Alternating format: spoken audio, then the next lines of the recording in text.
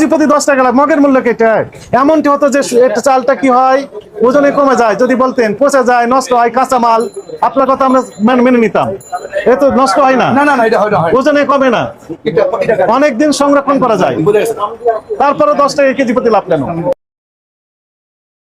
সভাপতি সাহেব আসছেন, আপনাকে আমরা স্বাগত জানাই।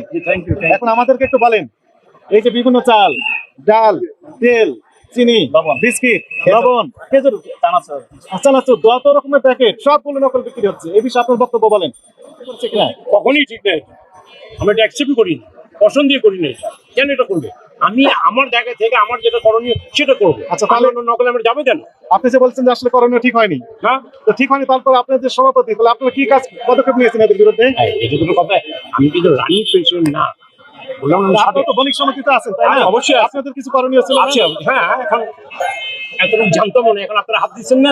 এখন just গোটা বাংলাদেশে সবাই জানে যে জানি না, চকবাজার হচ্ছে ভেজালের আড়ত, সবাই বলে এই কথা, নকল এবং ভেজালের আড়ত। এখান থেকে এই দেখেন প্রমাণ তো এটাই। হ্যাঁ, এই ভিডিও যখন সবাই দেখবে তখন তো সবাই কি মনে করবে? আপনাদের সম্পর্কে ধারণা পজিটিভ হবে না নেগেটিভ হবে? ধারণা কি পজিটিভ হবে না নেগেটিভ হবে বলেন? না না, নেগেটিভ হবে, পজিটিভ তো হবে না। এই জন্য